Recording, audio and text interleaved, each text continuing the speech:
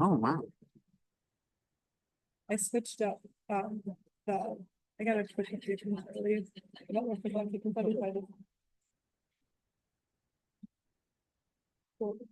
Why isn't this going back over the same black and white? Pretty close. Yeah.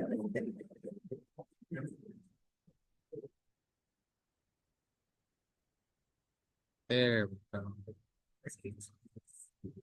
Good evening, everybody. Gonna get started.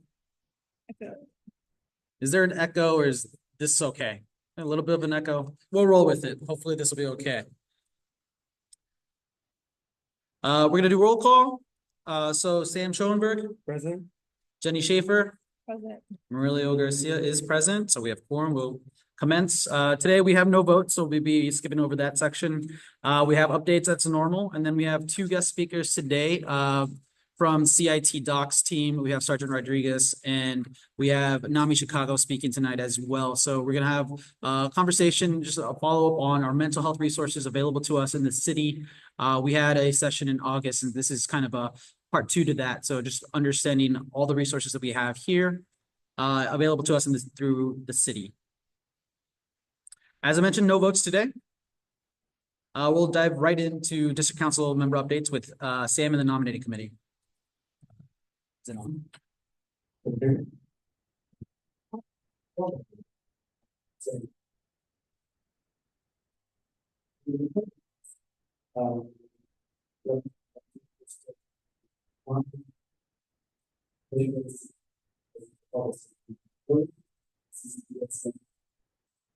It's related to this process because the nominating committee sort of gave to which commissioner must pass if they want to serve on the commission. They're then nominated to the mayor, and they're appointed to the we got through the first big cycle of nominations earlier this year, and I still have last month where we had funds remaining appointee who was laboring out there and confirmed by the city council, which I'm glad to say was successful. We met this last Sunday for 3 hours to discuss our current vacancy, which I'm going to talk about today, and also just to continue to refine our scoring procedures. The meetings we have are public. They're noticed on the website. If anyone's ever interested in this, you're more than welcome to come. We've never had any. But you're welcome to do so. It's actually one of my favorite exercises in democracy that I've gotten to do so far, beyond what we're doing in the living. So I'm incredibly appreciative. Let's go to the next. I mentioned there is a vacancy currently on this 7-member commission. One of the commissioners who was recently confirmed recently found her dream home. That's wonderful for her. The problem for us is that it's not a apartment. So she cannot serve the commission. She's moving out of the city. We wish her well. It's probably quite safe. So the nominations are open, or the application period is open right now. It is for a very specific part of the city and for very specific qualifications. The commission has geographic diversity requirements and also has certain qualification requirements. And this particular commissioner both live on the west side, which is defined in the little map that you can see here. There's more information in a bigger version that you can actually read on the website. So on the west side of Chicago, she's also an attorney who fills the qualification of the ordinance that has been an attorney for at least 10 years and has significant experience in criminal defense or prosecution or civil abuse. So we are looking for someone to fill that niche in this next round. The CCPSA staff has been wonderful in reaching out to literally hundreds of organizations on the west side to give them legal institutions throughout the city. But I want to make sure that the opportunity and that applications are 6. And then the nominating committee will have 30 days to review the applicants and nominate at least 2 candidates to the mayor to fill that seat. So if you know anyone on the west side who's been elected for more than a decade and would be good position to welcome us. So last month we covered an overview of the CPD budget, what was done for 2024 in hopes of getting community input for what we want to prioritize for the CPD budget in 2025. We're really proud to say that we've sent a letter on behalf of our residents to not only the CCPSA, but alders of the 19th district, as well as the 19th district command staff at CPD. Just a quick summary of what we heard. You can see these 4 points here, but know that this is a link to the full letter that we sent. Again, we always provide these presentations on our website after the fact, so please check them out. But the 4 most frequently stated priorities include increasing the civilization rate of CPD's workforce, completing a workforce allocation study for CPD. We'll touch on that in just a little bit. Using technology to improve police effectiveness, prevent and solve crime, and then implementing alternative response models, including expanding mental health crisis response, violence prevention initiatives, and finding appropriate city departments to respond to low acuity 911 calls. Again, we'll be touching on that a little bit more here in just a second, but we wanted to just share with you all that we have shared your feedback, and again, wanted to thank you for providing that feedback to us. And just to add that, one thing to that, I'm just really impressed and proud of our community for having really thoughtful ways of making sure we're getting more beat officers out on the beat, instead of just saying we need more police, which is something that a lot of districts are saying. We're really being thoughtful. You all are being really thoughtful about how we can do that as a city and make sure we do it responsibly as well. So kudos to you all for that. And one other thing, we're going to announce it in a minute at the end of the meeting, but just for, as the mayor, as I'm sure many people know, is about to allow this budget proposal, we are hosting with a couple other of the local districts a special meeting on November 7th. That's a Thursday at 6, I think that's at 6 o'clock at the Albany Park Branch Library, where we're bringing in Jeff Cubbage from the Better Government Association to kind of break down the police budget, just so people understand how the money is being spent. We did a very, very high level overview.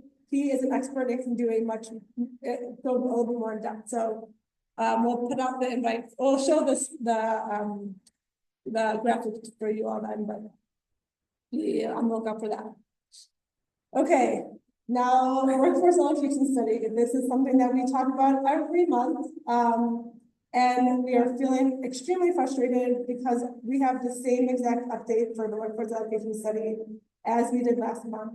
This was this contract. So for those of you who weren't here last month, the contract still has not been signed. We're waiting for the funders to sign on. Apparently, the funders kind of have like a group.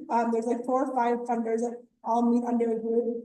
They are waiting to get approval from the people in that group to sign it. We've been told that will happen by the end of the month. Very frustrating. We also are still waiting on CPD's quarterly update that we have not gotten. However, we've been doing lots of digging, and we can share some of the updates that we do have and that have been shared.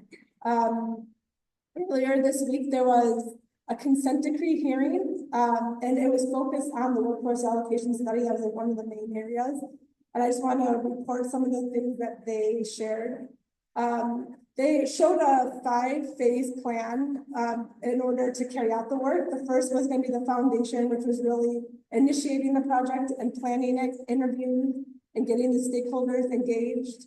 Then the current state assessment, figuring out where things were, actually doing the staffing analysis, and then developing the model, and then implementation plan. Those were going to be the 5 stages.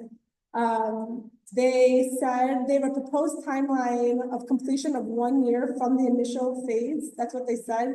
It was a hearing, so we couldn't ask questions, but my question is, right now, is this considered the initial phase? Because we are building this foundation that we've been in for 4 or 5 months, or does the initial phase start once the contract is signed? It is unclear.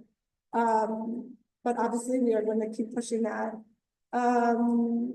And one thing that they did say multiple times, which I am feeling optimistic about, is that there is going to be community engagement and status updates provided throughout all of the different phases. So we look forward to making sure that happens and letting you guys know what those are. Just so you know, some of the actions that we've taken so far to continue to make this a priority amongst people in the city. I went to the police and fire committee. I made a public comment there, sharing my desire to make sure, and our community's desire really to make sure that this is prioritized and that they recommit to making sure this gets done. Additionally, we sent an email to Alderman Taliaferro and Alderman Robinson, who are the committee chair and vice chair of the Police and Fire Committee. I did not hear anything back.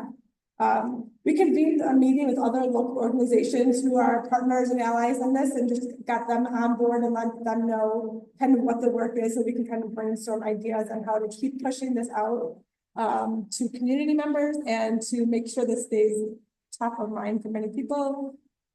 Additionally, we've been putting pressure on the commissioners of the CCPSA that Sam was talking about to make sure that this is being done, and to keep putting pressure on the police to make sure that this gets done in an appropriate manner. Again, they told us because of that letter that we sent that they have recommitted to that work. The update from them was very similar to what I just shared with you, but at least it's back on their radar, and they're going to be, continuing to make sure that we get that progress. Also, Alderman Martin, who's been the sponsor of the workforce allocation study ordinance, talking to him a bunch. His frustration really lies also with the administration, and saying that this is not a priority of theirs. Apparently not, because if it were, we would be moving a lot quicker. And one other thing that is kind of exciting, I spoke with a reporter who is really digging into this issue also, and making sure that the community knows about it. And we can move to the next slide, because the next thing I think is just making sure people know about this, and that our elected officials and understand that this is something that we want to see completed. And we have talked about this at many meetings, that why this is important. If you would have questions about that later, I'm happy to go into more detail about that. But obviously right now, as we're looking at budget in the city, we want to make sure that we are using the budget and the resources that are allocated to the police department in the most efficient and effective way. So this is one really important step in doing that. And I would love for that to be complete by this time next year, so we have more clarity and answers around that. And I have tried to find a couple different opportunities for people aside from us to kind of make some noise about it. The next CCPSA meeting is October 30th at King Kennedy College. That I understand is a little far away, but if people want to go and make public comment, they're welcome to. You can also email communitycommission@cityofchicago.org to give your feedback that way.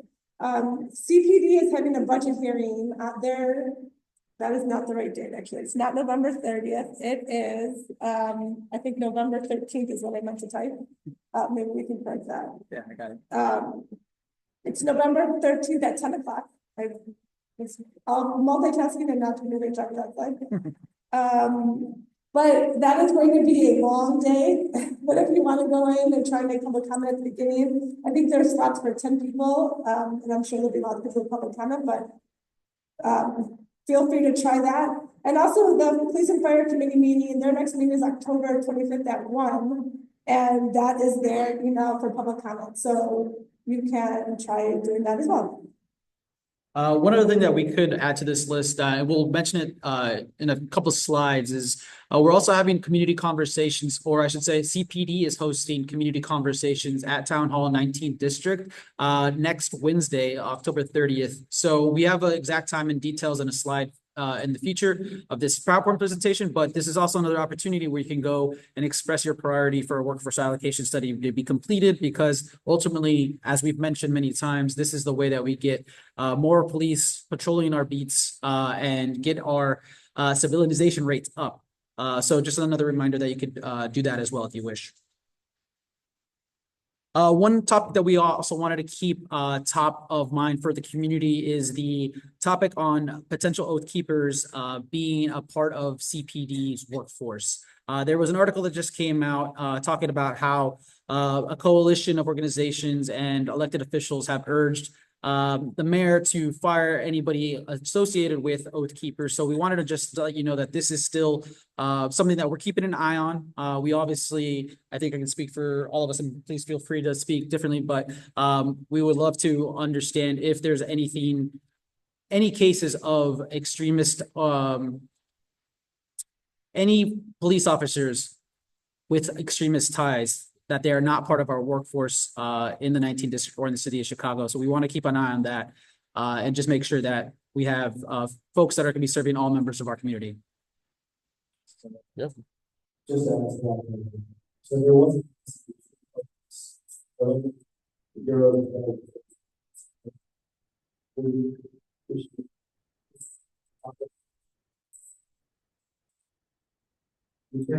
Inspector General's office of the city of Chicago on that investigation. One information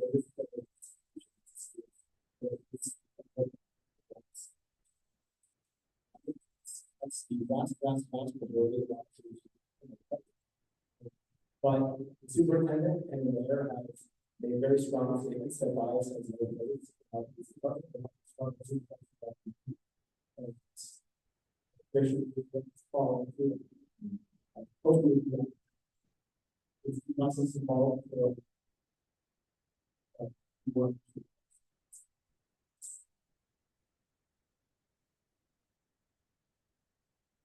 And as usual, we just wanted to have, you know, the monthly meetings that we have across the community and the district as it pertains to our work. I know that Sam wanted to highlight one specific meeting. Thanks for I did attend a meeting that was held by the second Scott Rogers. So that's something that we did here and Officer Ricardo, so to by a shooting that took place in the park in the lower southwest part of our district. You know, it was a shooting that took place in the park where the kids fell out outside of the school.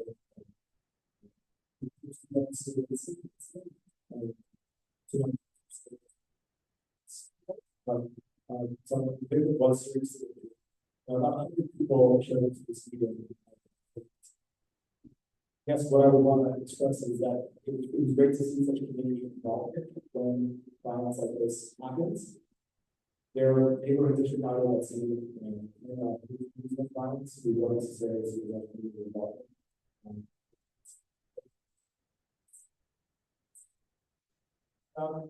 This sentence, I also think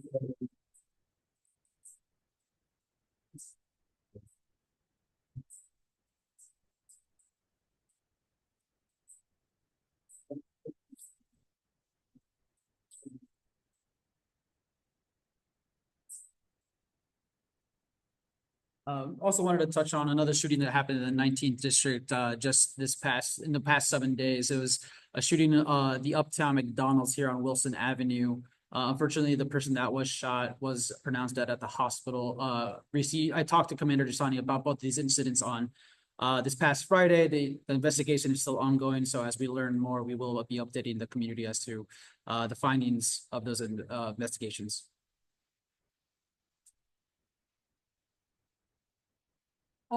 Speaking of, piggybacking on what Sam was saying about building strong communities, one of our goals is making sure that people are engaged in the community and know their neighbors. And one thing we've been trying to do is anyone who's part of a community group or organization that's in the 19th district that has an event going on this month that they'd like to share, or the next month that they'd like to share, please, now is your time. Does anyone have anything they'd like to tell them about?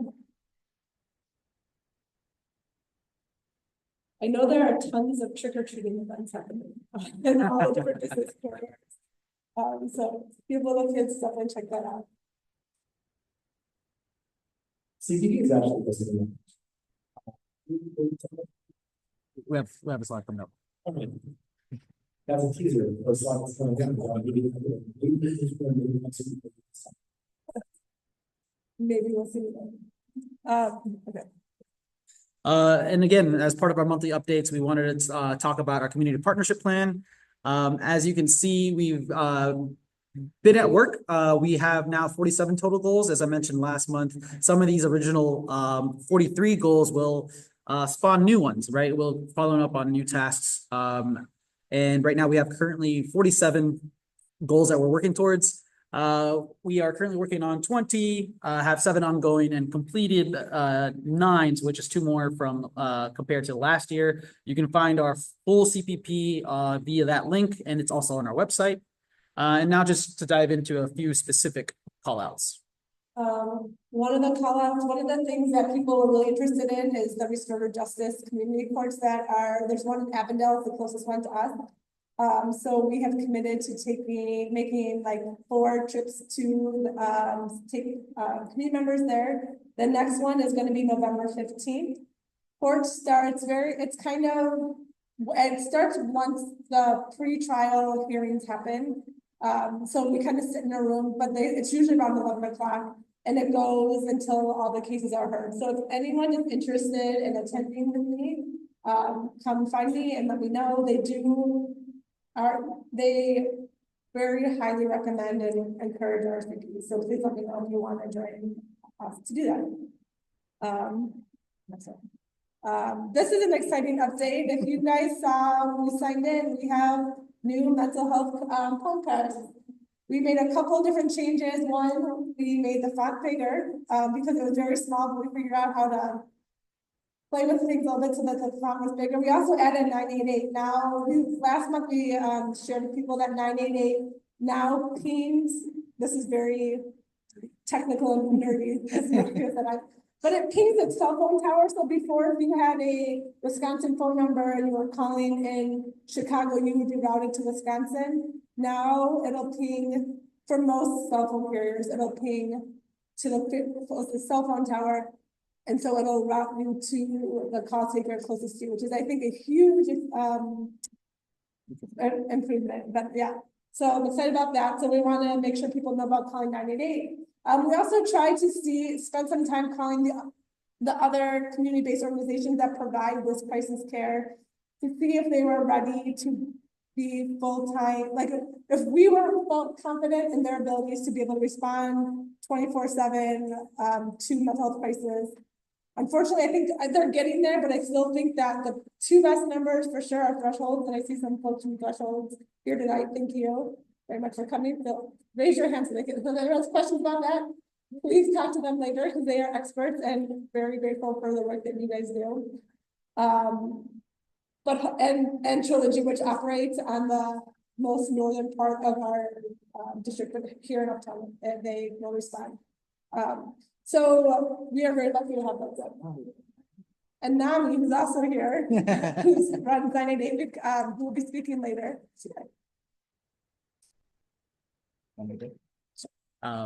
So as I mentioned earlier when we were talking about the priorities expressed by the community for CPD budget, we just wanted to highlight that this idea for alternative emergency response or a model for such is very much top of our priority list. You can see we have 6 specific goals centered around this alternative system and model. So a couple of things that we have mentioned in previously is we've input a policy proposal for the Community Commission for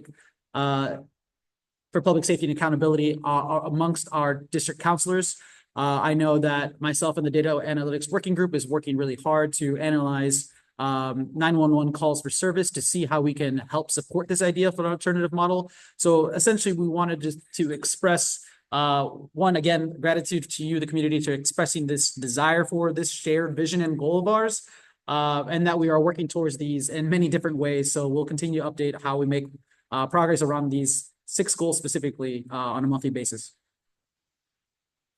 All right, last update. We are starting office hours. So we want to just make sure we are always available, always willing and wanting to talk with you guys and have, any type of meeting we can with you. But we also want to make sure that we have these specific dates and times set aside for people to be able to get in touch with us and meet with us and talk with us about whatever is important to you. We know that in order to make this work successful, we need to work as a community. So we're really committed to that, and we wanted to have these office hours. These are the times that we are holding for office hours, but as it says in the fuzzy print on the screen, that we can be available at other times too. So reach out to us at 19th District Council at gmail.com, and we can start the time. And you can see this is labeled number 23. That's part of our community partnership plan that we started because of conversations just like this. We had many conversations with you to get ideas. So this is just a continuation of that process because it did spawn really good ideas. And we want to continue to be able to do that. All right, so now we want to dive into our discussions. And I'll turn it over to Jenny. Okay, so as we talk about so often in these meetings, mental health crisis care is a really important thing for our district council, for our district. I think it's also something that the commander has said, something that he thinks that we should find alternatives aside from police to respond to. So we are really committed to bringing these ideas to the community so that you guys are aware of them, so we can all work together to advocate to see the expansion of these types of programs happening across the city. So the four big options we have are 988, which we talked about maybe 2 meetings ago, mobile crisis response teams, also 2 meetings ago, crisis intervention team, which is run by CPE, which we're going to talk about tonight, and the care team, which I'm about to give you. There we go. About to give you a brief update on the care team. So there's an exciting update from the care team. Their team now consists of the mental health clinician and an EMT worker. There was previously a CPD officer and a firefighter who were on the care team. They have all rolled off, and now the teams are running strictly through the CDPH side, Chicago Department of Public Health. However, and I hope that we get into that with our speakers later tonight. I think now that CPD is off that team, we know that there's going to need to be a relationship that stays strong, and that the care team is going to need to work closely with the officers in the 19th district. So maintaining that relationship, I think, is going to be really important, and hopefully we can hit on that a little bit tonight, and what your ideas are now that the police are off that team. Unfortunately, as all things, there are frustrations still with this care team. The van, even though we have these new teams, the vans are not yet up and running. Apparently they are waiting for the Illinois Department of Public Health to approve all their approvals, which is supposed to happen in the 1st or 2nd week of November. In the meantime, I've been told that the team is working on community outreach and training, and I've also tried to reach out to try and offer our help in trying to help them reach out to other communities. Another update that the care team provided is that they are working to expand not only into the 19th district, they are in the 19th district, expand to other districts. They are not looking though to expand the hours in the 19th district, which are 10:30 to 4, Monday through Friday. Very limited. One exciting update, which is also probably a little bit nerdy, but I think it's important for people to know about, and we've been talking about this alternative response quite a bit. One of the line items that the city is proposing in the new budget for OEMC, who are the 911 call takers, is this behavioral health telecommunication operators. So right now, when we call 911, there's a call taker from CPD who answers the call. If they think goes to a fire, if it's a fire emergency, they'll send it to the fire. And if it's a police emergency, they'll send it through to the police call takers. They are trying to add a third telecommunication branch called behavioral health telecommunicators, who would dispatch to the care team. And our brains are kind of already getting in gear and thinking this would be a really exciting opportunity if, as our city moves to catch up with other cities for providing more alternative responses, this could be a really great way to make that happen. So I think as we've seen things happen slowly and take time, but I think that this is an exciting thing to start thinking about how this could impact future of emergency response care. Yeah. Have the same hours that we did under others. Yeah, so the question was, will the care teams have the same hours? I'm told yes. Yes. And Question. So you said the vans aren't running yet. Is that related to the roll off of the CFD and CPD, how were they responding before? I'm just confused as to what changed and how they're getting out there, if quote unquote the vans are running. I just think it's a technical thing that I'm not understanding.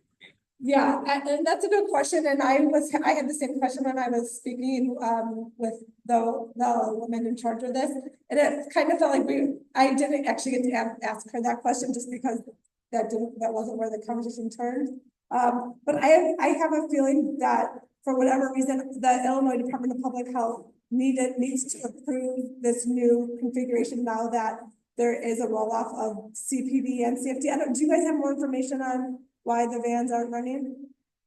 I can't speak to any specificity on why that is, but I think you phrased it pretty well. I think it comes down to certification and reconfiguration. Okay. Yeah. Okay, so now we are going to invite our speakers up to talk about the crisis intervention team, which is run through the Chicago Police Department, and I'm going to let them come up and tell you guys more about it. But I'd like to introduce Sergeant Christopher Rodriguez and Lainey Chase. I'm sorry if I pronounced that wrong. Lainey is from NAMI. She is a clinical support manager, and so the sergeant works with the CIT unit in the department. Okay. Thank you so much for coming. Yes, please. Let me turn it on. Yep. Hi everyone, my name is Lainey. I am here from NAMI Chicago. So those of you who are not familiar, NAMI Chicago is a national or non-profit organization as such a national plan for development. But has branches in many different places across the state. So we're the Chicago branch. We're located not too far away, a walk over here from the office, so about a 30-minute walk away. And I'm the manager of our clinical support program.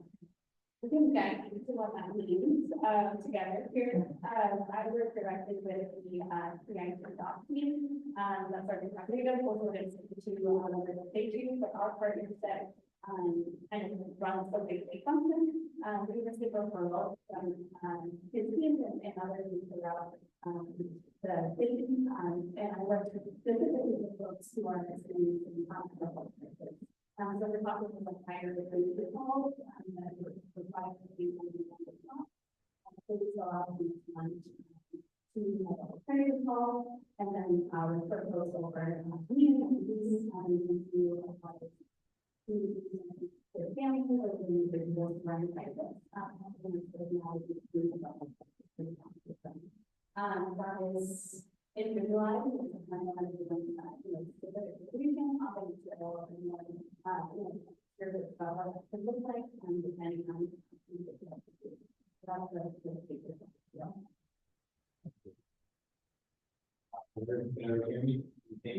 Hi, my name is Chris Rodriguez. I'm sergeant with the Chicago Police Department, assigned to the crisis intervention team, referred to as the CIT unit within the Chicago Police Department. The CIT unit is comprised of two primary parts. One of them is directed at training and standards, and the other part is like things touched on the operations support side. So our training side is located in the academy. We provide officers with the 40-hour basic crisis intervention team training that is certified by LSD, the Illinois Law Enforcement Training and Standards Board. We provide that training to officers, and then we also provide them a refresher on their training every couple of years. So that would be the training side of the department. We also, on the training side of the CIT unit, make sure we're meeting goals that are set by the consent decree, lots of meetings, and all of those take part on the training and to the larger part of the insurance side of the team. What I was asked to speak on more specifically is what we call our CIT DOCS, district operations community support teams. We have, 5 teams. The teams are located in 3 different areas throughout the city. The team that serves the 19th district specifically is out of area 3, effectives building, which is over by Belmont Western. We have officers that are assigned to their district. They review reports that involve a mental health component, whether it be a CIT report or case report. In reviewing those reports, they identify factors in those incidents that would indicate possibly violence or escalation or a need of some kind of intervention. Or in digging further, officers might identify that an individual or an address sees repeat calls, police response, which would indicate to us that there's a need for services. The officers on the CIT docs team will then reach out with whether it be an individual crisis specifically or a family member or a friend who is aware of the situation that the person's crisis and mental condition is such that conversing with them on phone is difficult. Also gather as much information as they can, and then offer to refer the individual or the person on the phone with providing assistance through one of our community partners. Now, officers within the units, not all times review reports. Sometimes they go out and do all the checks themselves to lay eyes on the situation of the individual. If reports they didn't have all the information or the incidents are occurring within close proximity, but we're not sure if it's the same person. Officers frequently go out and try and lay eyes on the situations. That's the big part of what the CIT docs does in referring families for the individuals to some of our community partners. Sometimes we will refer family members, people who are intimately aware of the details of the person in crisis to the state attorney's office, and the state attorney's office will then assist them in seeking an involuntary petition for hospitalization, which is commonly referred to as a grant.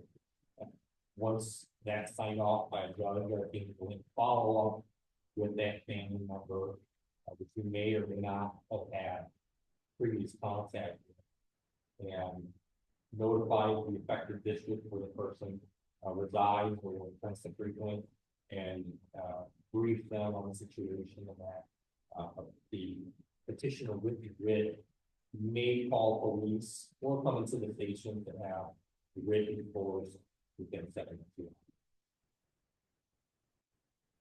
I want to open that question for myself later. How common are the risks? Okay. So the CIT unit, Chicago Police Department, along with other departments within Cook County, are essentially on an email list for the state attorney's office. And when a petitioner comes into the court, they make us aware that this person is seeking a petition or a writ for the individual. And generally, we give 1 or 2 of them. Some days there are none in Chicago. There may be some for surrounding suburbs, but because of the writs in the order specifically state which police department will enforce it, that's how the state attorney will then reach out to that agency and let them know that it's a writ affecting their department. So I'd say about 1, sometimes 2 a day, sometimes it's just kind of areas, but say 2 is if you visit. And just to add on to that too, so anybody to go into the state's attorney's office with the intent to visit the writ, and they're not eligible, because they don't meet the criteria that they need for an involuntary hospitalization. Typically the state's attorney then refers those over to me and my team, so we can provide some background support and we can assess some of the options. So that does happen with some frequency where people hear about it, like go there, and then there was something that was preventing them from sitting down but they still have support, in that sense, so we reach out to that, petitioner to try to, provide them support in discussing their Had a couple questions. We'll take Ivan first and then Mary will be good. Yeah. This is a great idea. My concern is that as this, people start understanding this, if there's not enough resources, this fails, which would be a horrible failure, after getting everyone hopes up to it. I mean, my concern is, how are we looking at the resource allocation? I think this could be really wonderful and it could end up a nightmare if it's not. You know, we don't take the credit. That's a great one. Absolutely. So we have been functional for the last 3.5 years. So this isn't like a pilot, this is not a new program. We have been up and running for the last, number of years. The way that we kind of manage caseload and sort of numbers is, we only receive referrals. We do not receive public referrals, we only receive referrals through the police department.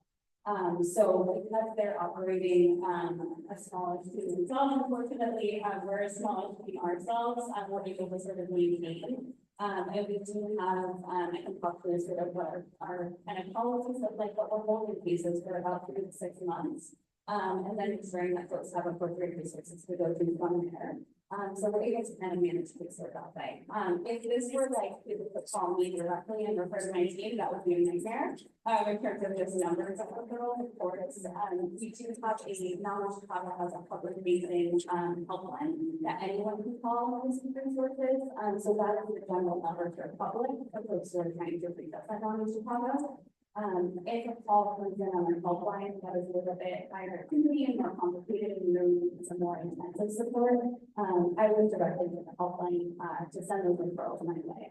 So it's not that there's it would be like they're able to get to us, but more just that the public facing side, we work directly with DPD, and then there's always exceptions. So if something comes through the helpline that's like way more complicated than their sort of able advantage, then I would take that and manage through the public.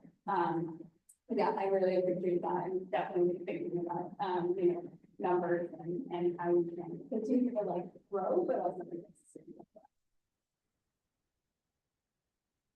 I just want to add on to that real quick. Something that the consent decree, the consent monitoring team points out every time in their reports is that the CIT unit is significantly understaffed. I don't know if you want to talk about that at all either, but that is a real concern I have. So I work with the CIT docs for the entire sergeant as an officer, doing those follow-up calls, referring many of my cases to NAMI. And I've definitely had an officer assigned to every district to report to that district. Right now, we're hopeful that we'll get more officers, but right now we have about 3 officers for what we provide the area 3 to 5, about 11, 12 districts here, 3 officers. People. So we're hoping more officers. Again, dressing, like Lynn touched on, we're sending them our big cases, things that are drawing our attention, and then officers out in the field or out the have access to NAMI card and fan that out in a situation in which there may not be that element of immediacy, but there's definitely a need for services or provide one this card. You have a question? Yeah, I guess I'm trying to understand when your pathway is triggered versus 988 community-based behavioral health teams get triggered.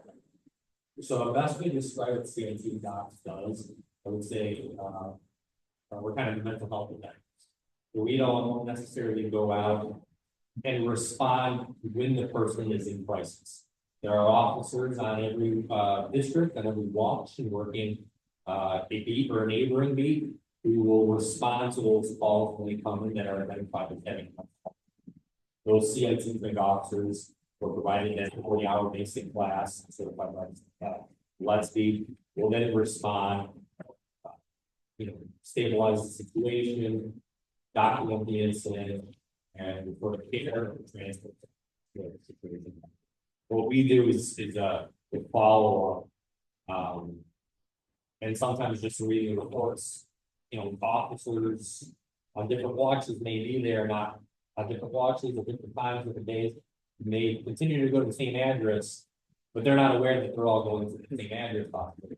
So when we see the reports, we're able to put that together and reach out, and oftentimes spend hours on the phone with family members who are trying their best to provide help to the family member or friend in crisis. And sometimes the conversations are simply they just want someone to talk to them about too. And we get thank you just for that. And they say, then you resist and thank you. But a lot of the times it's we can connect them with services like NAMI.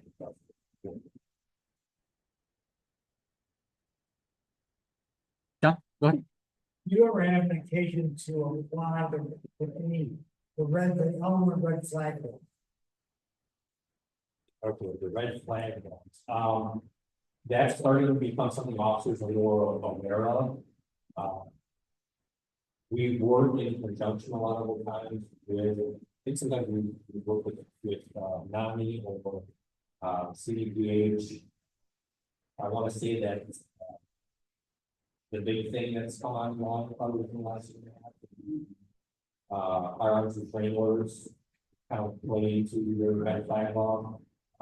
They're not all that common. The first thing tends to happen is an officer will rank somebody who there's that element of violence to go to clear things before which they form the state police thing. This person is threatening themselves.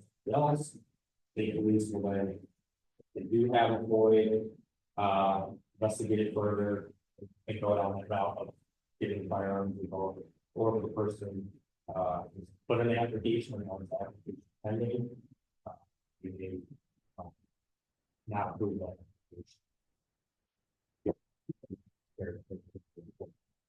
But it doesn't happen. Not very good. Every report, I don't have the number of environmental stakeholders.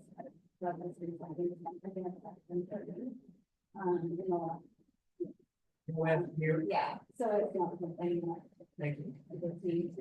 And usually, when you participate or has that sort of element of violence or frequency of, potential weapons, we do a safety plan in the family. So if we're doing a referral, we're talking with the family through, I basically gun safe, talking through and then providing it is we recheck it to make sure that they're safe and we'll think through with policy if we do how to manage that's the level of behavior.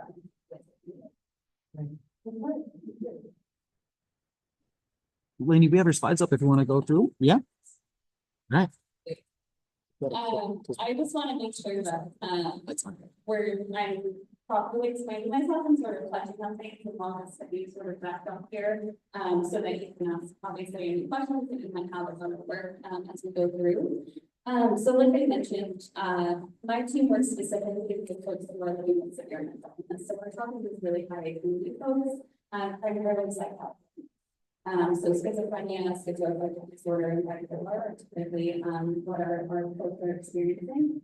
A couple of exceptions to that role are folks who have recently attempted suicide, but who are experiencing their first episode of psychosis. So are in that sort of cycling pattern, but really need a lot of wraparound education and support. That's what we're able to do with those folks.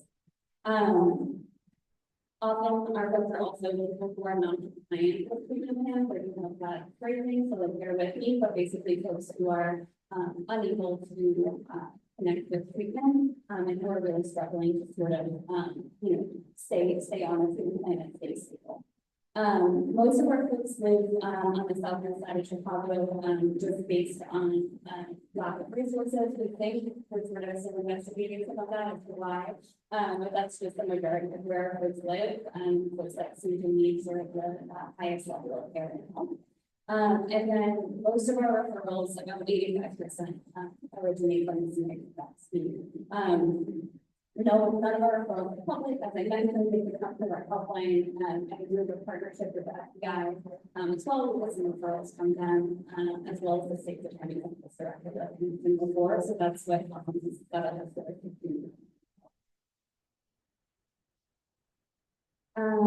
right, and so when we are sending referral from the jobs team, we're basically updating them and pretty standard, just getting an understanding of what's going on, and making sure that they're actually appropriate referral.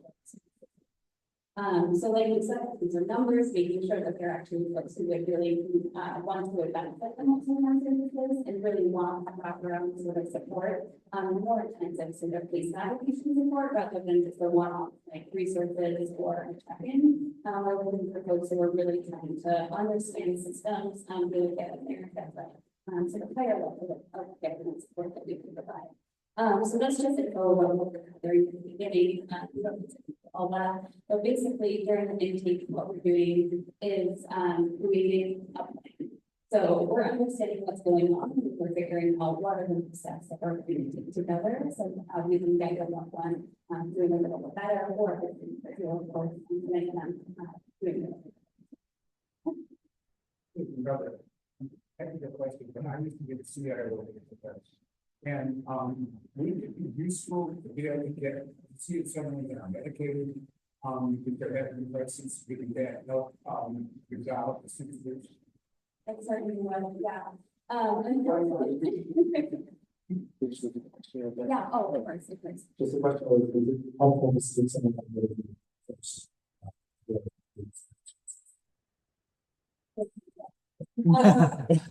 Unfortunately, our folks so often, and we use the word world in the individual themselves is often because they're making crisis, right? And the ones responded, right? So we have transport or CFP or whatever it is.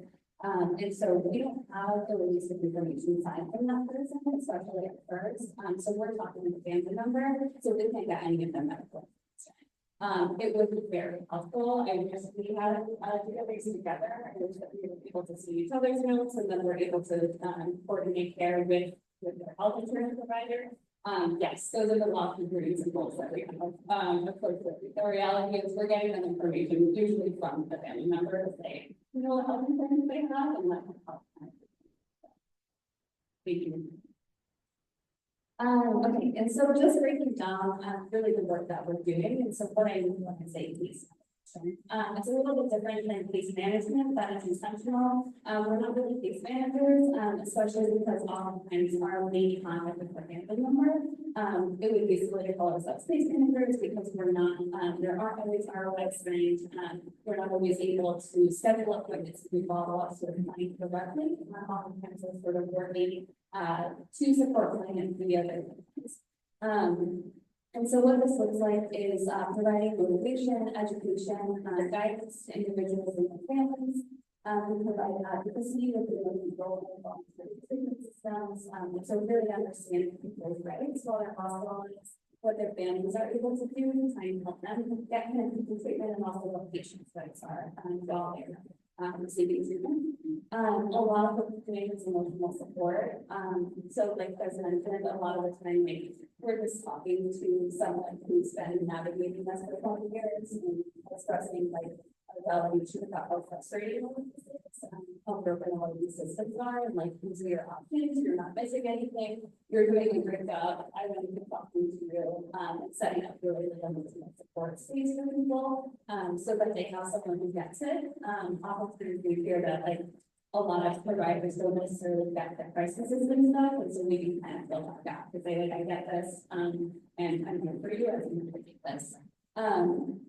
When we do have this information in mind, we're doing for coordination. So we're coordinating treatment plans and discharge plans when you're in the hospital, helping them get set up with outpatient resources and making sure that they're able to connect to the community. We can also provide logistical support, so rides to appointments, accountability check-ins. And I have some folks who are like, I want you to call me every morning to make sure that I'm taking my medication, and I'm sending a text to say, take your meds. and checking in, right? Like it's individualized based on what people want and the level of support that they're looking for. Of course, connecting to mental health resources is huge, but also we know that mental health is like, a siloed issue, right? Those things are interconnected, and so we're seeing, of course, needs in other areas. So housing is huge, always, general health care, legal support, whatever that looks like, we're providing resources. So that's not our area of expertise, of course, but we can say, hey, I, know about this organization, reach out to them, and see what you can find. If that doesn't work, come back to me and we'll figure out something else. So connecting to other resources outside of the health sphere as well. Ongoing follow-up with law enforcement. And so, like Chris mentioned too, oftentimes we're in connection with the same people. So, I'm talking to someone that one of his officers might also be talking to with frequency. And then, I'm talking to the officer to say, what are you hearing from her? What is your perspective on what's going on? And actually, can you go over and check in to see how she's doing? They have access to like people's physical things. All of our work is telephonic. So I'm putting a picture together of something that I've never seen, and they can go in and say, oh yeah, I went to her house, he was such a mess, right? And that's really concerning to me. So they have different access to people's experiences and different relationships, right, with people. So we really work together to make sure that we have a picture of what's going on with someone and how we can make it work. And then also at NAMI Chicago, we have a lot of support groups that are open to the public. So that's free support groups for folks who are living with mental illness or experiencing mental health symptoms, as well as family support group. So a lot of our family members are referring over to our support groups so that they can feel connected to others who are experiencing maybe similar situations as well.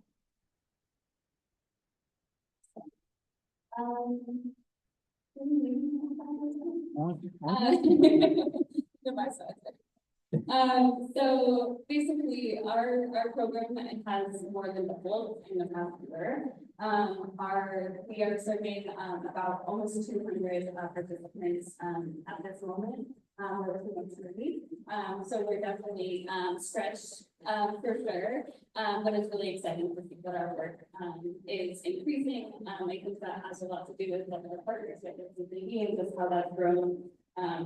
Unfortunately, also the community of mental illness that we're seeing in communities. From my anecdotal perspective, I've seen it too. I'm really risen over the last few years, and so I think that also has something to do with it. It's just like a lot of resources and more folks need more help, and so we're able to serve community. Like I said, we are educators, we're advocates, we're support navigators. We are safe and non-judgmental, and so I'm meeting everybody where they are. If family members do not have the language to speak about their loved one, I'm helping to work with them to get the language to speak about the loved one, helping them to be able to advocate for their loved one so that they won't need as intensive support as we can provide at the beginning so that they're able to. So that's what the goal is to have people be able to navigate this on their own without needing them support about their intensive. So I just had one question for both of you, actually. Curious if you could identify one success story that you're really proud of, but also illuminate maybe some barriers you're facing to keep progressing your work. Absolutely. Yeah. Unfortunately, success can be hard to find in this situation. Just to be completely real, our mental health system is very broken. I'm sure everyone's aware. And so when we do have success stories that are like traditional success stories, it's the best thing ever. I should have included one in the slides. I have one top of mind, but I do have an example. There is a family that I've been working with for the past year or so, and they were on the south side, adult child, so his early 20s, was experiencing symptoms for the first time. The symptoms were related to violence, depression, and suicidal behavior, and then the mom was almost like pouring water or showering with clothes on, sort of things like that. And they had never experienced anything related to mental illness like that. And so, we went on a journey. Mom started at really like pretty much zero in terms of knowledge and, is the kindest person ever. And so was so open to understand. We had followed everyone at least for a few months at the beginning, because they, you know, were unable to de-escalate. I was going back and forth to the hospital and not receiving emergency, and we were able to, like really work with Mom in a way where she's now the biggest advocate. She's actually meeting with the legislators all the time, which is incredible. I mean, like the way that every time we talk, she cries, like just the way that we work together and where she is now. Her son, with the help of her and her wonderful family, was able to get him to a mental health nursing home for a few months for him to stabilize and much of the industry to live full time with her, because he had that sort of breaking period where he was able to stabilize in an environment outside of home. But they have she's now also met a bunch of parents at the hospital, and then created her own. She's like, this is the star. But she really was like, I want to now talk to everybody about this. I can't believe we're not talking about this, right? And so, like, I'm so lucky that my son has been able to get better. And I want to share with them. So there are stories like that that would make me feel really, really good. So that's we also just had our annual walk. It's lovely. It's like I never meet anybody in person. It's all my personal fun. I knew her. I like heard her say my name, and I was like, "It's me."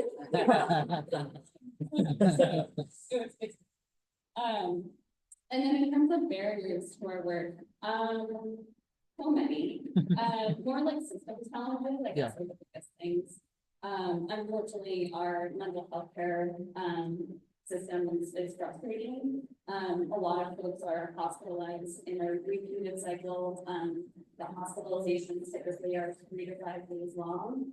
That's just not long enough for somebody to stabilize at all, especially when they're going in. We know that they're in crisis mode, they're going there. It's a couple of days. No one is going to be able to stabilize in that period. They're going back home, often to families home, where family doesn't feel super great about them being back. It's been some sort of time, and then they're back. Sort of stuck in this cycle. So I think our biggest barriers are really those systemic challenges about the ways that our hospitals operate, not having appropriate housing.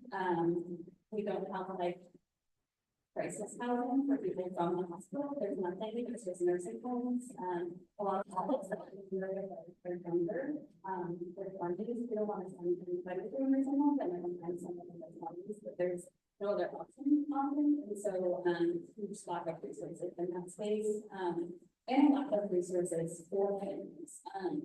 I've heard so many times that like I'm the only person that family members have been able to talk to about this and get it. And there's not most therapists don't have the knowledge of the crisis system to be able to really navigate this alongside folks. And so it's a tough space for them. Just like I wish I had someone who could directly do that. It would just be me. I can't have this forever with you. And so just like lack of resources in that area to find sort of space for family to get that support.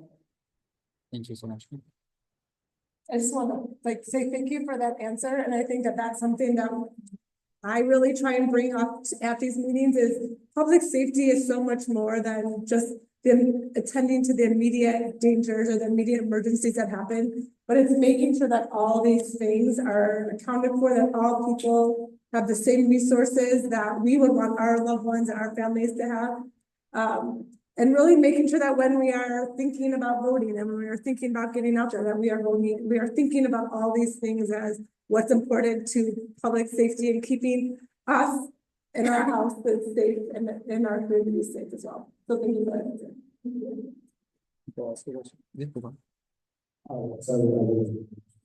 Yes. I was trying to get this position. You don't do all of that.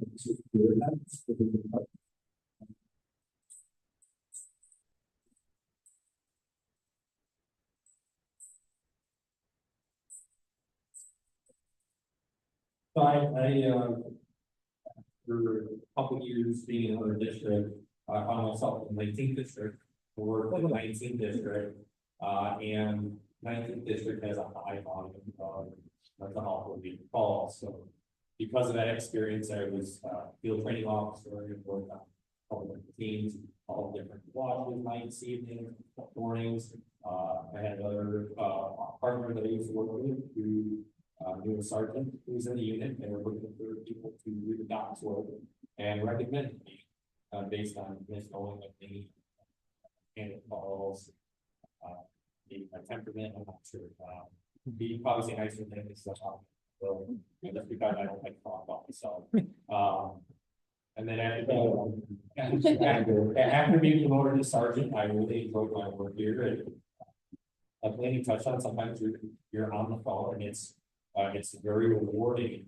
Not something we often see or do.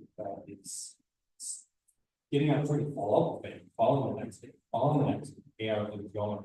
How did this work out? This didn't work out. Okay, let's try this. Hey, we're going to come on to. I had an individual in some district who had a developmental disability, and you can call 911 3 or 4 days, 3 or 4 times a day sometimes. So it was a huge draw on resources that could be part of the response to it. And I just took it upon myself out there to just call, even on the phone with me, to visit. The officers within the team build relationships with the families. The amount of the level of the reward that we get back from public families referring them, following up. We get to meet them in person often. Sometimes we don't, but often we go out and see them. It's really bad. Really bad for looking. Want to get back there. Thank you. We got. Can one of you speak a little more to the CIT training, the 40 hours? What do you cover? What do they learn when they come out of the training with? It covers a range of topics. Laney probably speak on more, but I know they cover de-escalation techniques, dealing with adolescents, identifying individuals with crisis.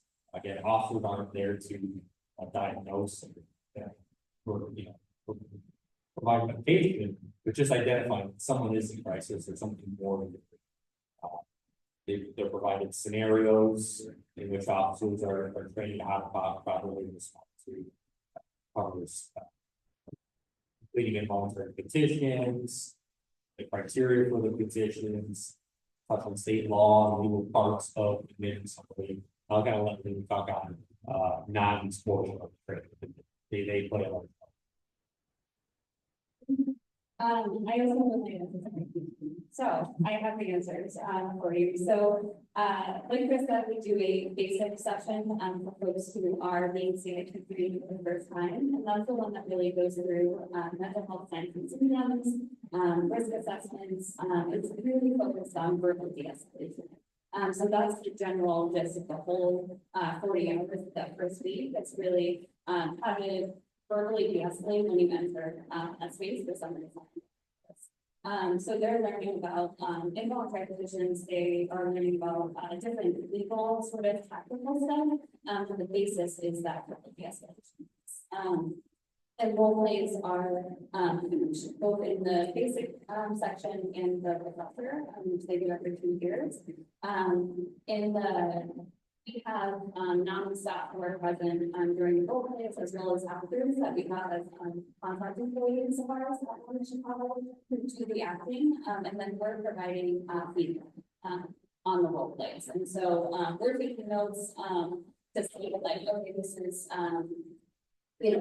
here's what was done really well, here's what I would improve on, and then I can talk as to like why, this is why I would change maybe some of this language, right? Working, maybe don't enter the room with that kind of demeanor, right? We can talk through body language, all these kind of things to provide them really some support in making sure that they're well trained in that verbal de-escalation. Thank you. Thank you. Last question here with John. So we're running out of time. Thank you, Paul. Sergeant Rodriguez, given the understaffing of the Chicago Police Department and the citywide calls for more police on the beat, walking the streets, what would you say to those who say that the CPD has no role to play in dealing with mental health issues? I'll leave that for leadership to directly answer, but what I will say is there's two different kind of trains of thought on this. You see it throughout the country. There are some people that are going towards a model in which law enforcement play an active role, because they realize that if we're being called, there is a level of uncertainty, there's a level of escalation in the person's behavior that there's an unsafe, they feel unsafe, or there's concern for the individual, the community. And then there are other agencies who are moving towards a model which the police aren't as involved. So it's really not going to be safe which one is better. I think time will tell which model. Hopefully you can see this with data, the results, which model is able to serve it. And honestly, that's there's no personal exception. Whatever model serves is able to meet, I think, any law enforcement agency. That's all. Just to editorialize a little bit on that, I think that there always are going to be some people who do need a little bit extra acute severity, who need extra protection from a police officer to be there. I hope that we can get in Chicago to a system where we have the full spectrum of care, where we have a lot of people who are able to respond to the majority of mental health crisis calls that are actually more, the person in crisis is more likely to be the one injured or the one than the person responding to that crisis. So I hope that we build that, but I don't believe that we could also get rid of police from that mental health crisis call completely. I think there will always be situations in which their support is needed. And to kind of touch on it earlier, CIT docs is predates care. With a pilot program that definitely CIT docs supported. Like they are part of the relationship now and our partners. I think with the CIT docs can handle from around.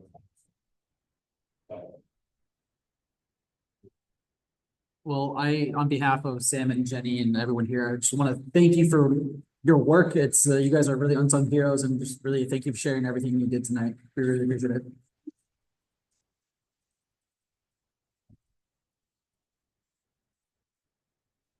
So we're coming into the end of our session. As always, we have public comment. You can come up and speak for 2 minutes. And just, quick ground rules, 2 minutes per speaker. If you want to make a comment, you can request a form, or you can just raise your hand. We'll call you up. And again, no harassment of any kind is going to be tolerated. And as always, we do have a timer, so I'm excited about our fall, very appropriate for the weather today. We have one comment. Is anybody else interested? We have three public speakers. So first on the list I have is John. I believe so. You didn't put your last initial. But yeah, if you want to come join us at the podium up here. Yes, and just be careful with this cord, and there's some stairs on either side, if whichever is easiest for you.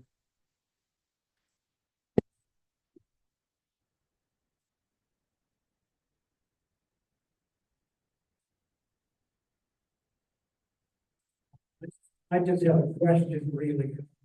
This was discussed at the last police district council meeting. I'd like to know if I could get from the council members, if I could get an update, police workforce allocation study that was approved by the city council. Could you update us on where they are right now?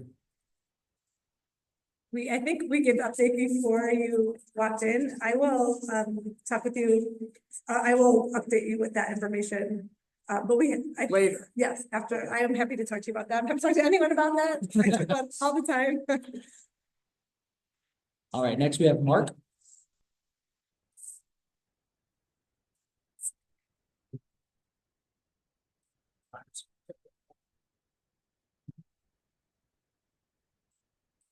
Good evening, everybody. My name is Mark in New Jersey. Okay, very much to the point. Over the 9 years since I've been in Chicago, I haven't heard much about the use of tasers.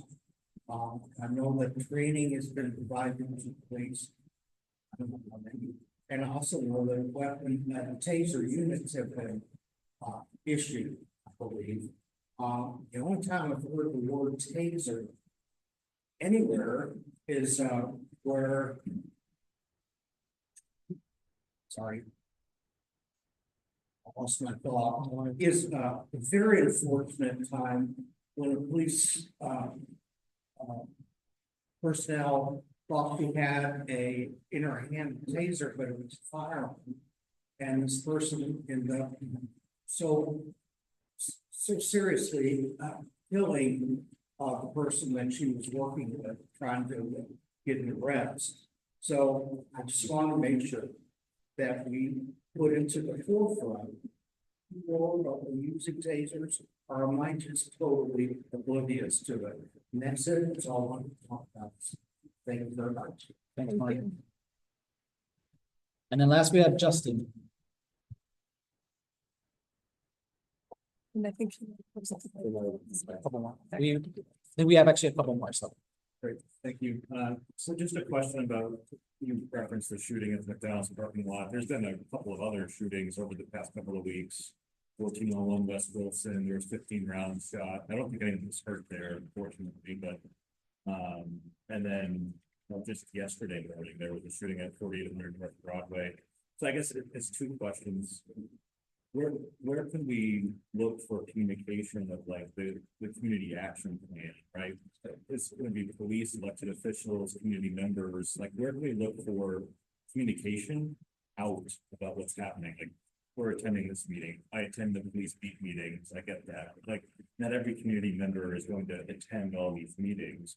Where can we get the outbound communication of the specific action plans that are being taken? So. You want? I can address that. Yeah. Just to address that, thank you for the comment. It's kind of a hodgepodge. If you do, I think for your meetings, if you want specific crime issues that are happening in your area, those are the best ways to get information. It's obviously about those issues. And CAPS meetings, which is also what they call the schedule, is on the resources. Visit council.com. Often other people send out alerts, but they're not going to share information that goes beyond what he wants to share. And often there's not a lot of information to share other than that a shooting occurred, because investigation is ongoing and officers don't want to get in the way of that investigation. It is a constant tension and frustration that I hear about that, and I understand it. You know, you want to get information, you want to know what's going on. So that you can save yourself, and also there's an investigation going on. You don't want to share too much before that investigation is complete, or spread correct information. So, beat meetings, I say, are the number one way that we can talk about the specific events that happen in your neighborhood. And beyond that, if you're specifically connected to the activity, if there's specific other types of information that you're looking for that we can help connection to, let us know, and we're happy to do what we can. Thank you. Do we have another request? You can come up. Yeah.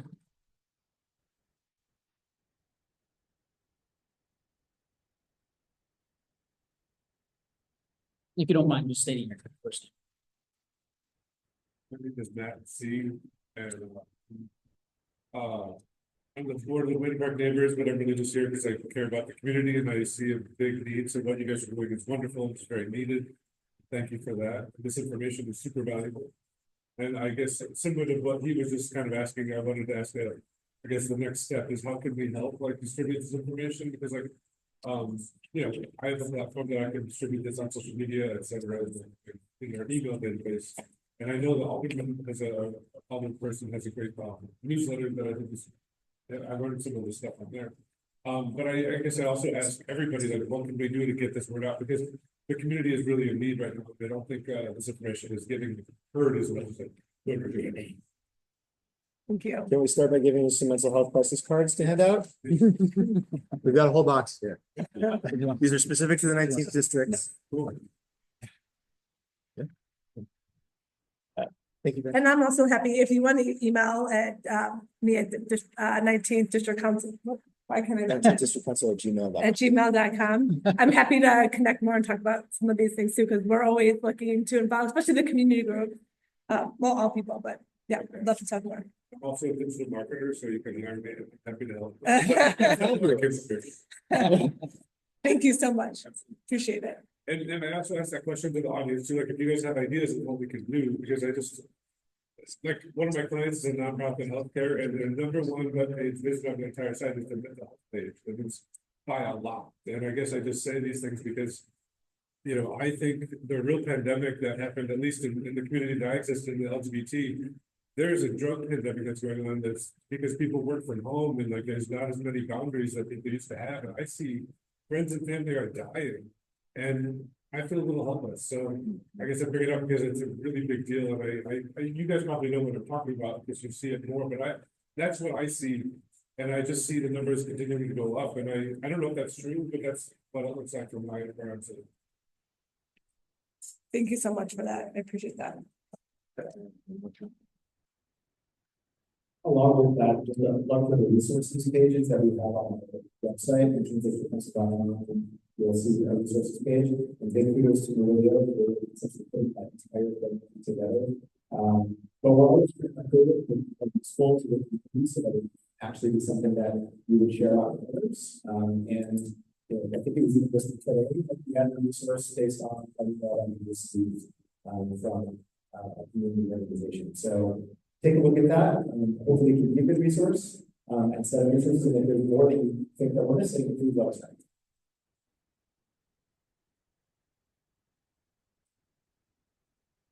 So just the last few slides here, I want to call out a few meetings. As Jenny mentioned, we are going to have the CPD budget engagement. It is a co-meeting with other district councils, including the 17th, 19th, and 20th. Well, we're the 19th, 20th, and 24th. That's going to be November 7th at 6 p.m. You can RSVP on our website, and that URL right there. It's going to be with an expert, Jeffrey Cubbage, covering really detailed analysis of what the CPD budget is proposed for 2025. We hosted this last year. Is extremely informative. As often as you hear it in other places, you really put resources with money, and this is what the city is doing with CPD. So we really want to have the community involved and informed when it comes to these kinds of decisions. Yes. I will check. I'm not sure, but we can check. And if it is, we will obviously post it on our website. And apologies for this, these firecrackers that the speakers are having for us here tonight. The other thing that we mentioned earlier today is the community conversations hosted by CPD. This is going to be at the 19th District Town Hall, which is at 850 West Addison. It's going. Oh, I'm sorry. It is here in this room, the 19th District headquarters that is at the other location. So to correct myself, it is going to be in this room next week, October 30th, from 6 to 8 p.m. So that is where you can come give your ideas, your feedback, your priorities to CPD directly. We've attended these the last couple of years. We would love to see more people turn out. And this is how the strategic plans are created by CPD. So please make your voice heard. And then finally, our next, I have lots of typos in this. Our next meeting is actually going to be in November. I believe it's November 21st. And that is going to be at DePaul College Prep. So Wednesday, November 21st. November 20th. November 20th. Apologies, guys. Apologies. November 20th. It's a Wednesday, 6:30 at DePaul. So we appreciate you guys showing up tonight, and obviously welcome you at our next meeting next month. Just a reminder, to call to action. As Jenny mentioned, come see Restorative Justice Court on the 15th. RSVP is recommended so they know exactly how many people to expect. Sign up for office hours. As we mentioned, that is how our community partnership plan was created. So we want to keep that going. As Sam just modeled, our mental health palm cards are updated. Again, thank you to NAMI and Thresholds for being collaborators and partners there. We're really looking forward to getting these out in the community. And then as we have shared frustration around the workforce allocation study, the more momentum, the more noise we can make around that, the sooner we can get more resources appropriately allocated within our public safety system. So please make your voice heard on that topic as well. And of course, as always, bring your friend to our next meeting. And with that, we adjourn at 7:59. Thanks. Have a good night, everybody.